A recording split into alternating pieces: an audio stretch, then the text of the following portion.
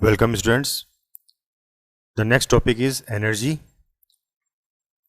तो basically energy क्या होता है, इससे पहले हमने क्या था वर्क क्या होता है, वर्क का फॉर्मूला क्या है, तो वो सब हमने डिस्कस किया था। अभी हम डिस्कस करेंगे एनर्जी। एनर्जी क्या होती है, तो मैंने आपको कहा था कि एनर्जी और वर्क जो है दोनों क्या है आपस में इंटर रिलेटेड है और दोनों के ऐसा यूनिट भी क्या है सेम है। तो एनर्जी बेसिकली क्या है, it is the measurement of work. ठीक है ना, कि ये काम को ही मेजर करता है, जितना आप काम करोगे उतनी आपकी एनर्जी खर्च होगी। ठीक है ना, the capacity of a body to do work is known as energy. किसी भी वर्क को करने की जो कैपेसिटी है वो क्या कहलाती है, एनर्जी कहलाती है। अब एनर्जी कई टाइप की होती है, there are very types of energy.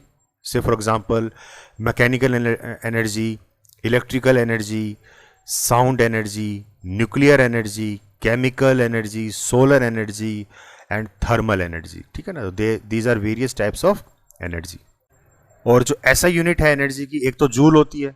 Next topic है वर्क एनर्जी थ्योरम। अब वर्क एनर्जी थ्योरम बेसिकली क्या है कि मैंने आपको कहा था कि जो वर्क है वो किसके बराबर होता है, कि the change in kinetic energy is known as work. ठीक है ना, तो उस चीज को हमें प्रूव करना है यहां पे।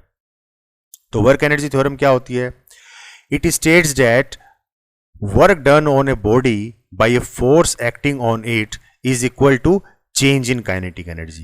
कि जो भी वर्क डन होगा वो किसके बराबर होगा, चेंज इन काइनेटिक एनर्जी के बराबर होगा। ठीक है ना, तो ये हमने पिछले टॉपिक में किया था कि चेंज इन काइनेटिक एनर्जी जो है डेल्टा के जो है वो किसके बराबर होगा, W के बराबर होता है।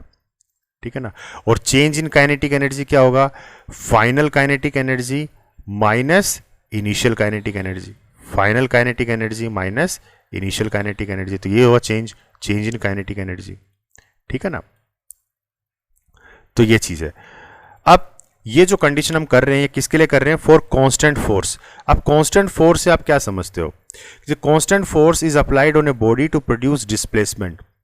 मतलब कि अगर हम एक कोई ग्राफ बना के, अगर मैं आपको बताऊं, सपोज हम कोई ग्राफ बना देते हैं किस किस के बीच में, फोर्स और डिस्प्लेसमेंट के बीच में। तो ये तो हो गया फोर्स और एक्स एक्सिस के अलोंग हो गया अपना डिस्प्लेसमेंट एस। ठीक है ना, अब इसके बीच में हम एक ग्राफ बनाएंगे। अब क्या कह रहा है कि फोर्स जो है कैसा है, कांस्टेंट है, मतलब फोर्स में चेंज नहीं हो रहा। तो इस तरीके से समझो आप इसको, ये स्ट्रेट लाइन। ठीक है ना, अब x के अलोंग डिस्प्लेसमेंट चेंज हो रहा है। ठीक है ना, ऑब्जेक्ट डिस्प्लेस तो कर रहा है, मतलब एक मान लीजिए यहां पे ओरिजिन था और ओरिजिन से कुछ x डिस्टेंस उसने कवर कर लिया। ठीक है ना, तो डिस्टेंस तो कवर कर लिया, लेकिन जो थ्रू आउट द डिस्प्लेसमेंट जो उस पर फोर्स लग रहा है वो कैसा लग रहा है, बिल्कुल फिक्स x। ठीक है ना, कोई चेंज नहीं आ रहा फोर्स के अंदर, तो फोर्स कैसा लग रहा है, कांस्टेंट फोर्स लग रहा है। तो इस तरह की एक सिचुएशन आप एज्यूम कीजिए और उस बेसिस पे हमें बताना है। ठीक है ना, इस इक्वेशन को हमें प्रूव करना है कि change in kinetic energy is equal to work done. ये हमें प्रूव करना है, तो इसको प्रूव कर लेते हैं हम लोग। तो as per kinematics third equation, तो थर्ड इक्वेशन ऑफ मोशन क्या कहती है, v square minus u square is equal to 2as। ठीक है ना, ये थर्ड इक्वेशन ऑफ मोशन है। अब क्या करना है, दोनों तरफ मल्टीप्लाई कीजिए आप, multiplying both side by m/2।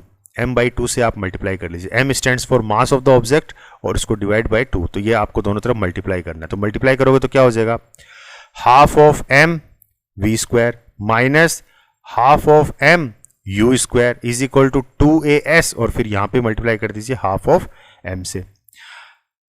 अब ये तो हो गया half of m v square, ये हो गया minus half of m u square, और ये बन गया आपका, ये 2 से 2 तो कट जाएगा, क्या बच गया, MAS। ठीक है ना, MAS। और MA किसके बराबर होता है, मास इनटू एक्सेलरेशन किसके बराबर होता है, फोर्स के बराबर होता है।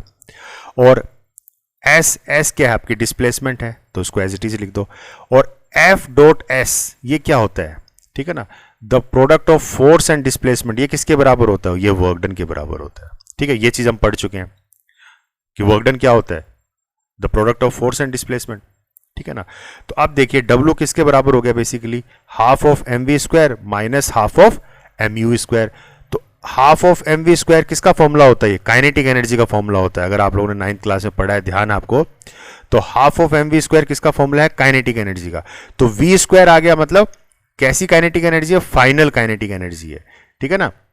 ये कैसी काइनेटिक एनर्जी है? फाइनल।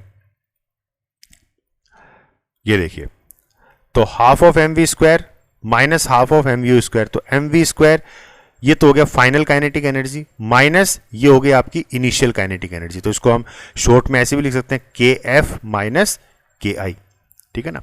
तो वर्क डन आपका किसके बराबर आ जाएगा? चेंज इन काइनेटिक एनर्जी, ठीक है ना। इसको ऐसे भी डेल्टा से भी लगा सकते हो आप इसको। तो W is equal to delta K E, delta stands for change. तो जो वर्क डन है आपका वो किसके बराबर होगा? चेंज इन काइनेटिक एनर्जी, ठीक है। तो ये चीज हम यहाँ पे प्रूव करते हैं। इसको आप दूसरे तरीके से प्रूव कर सकते हो।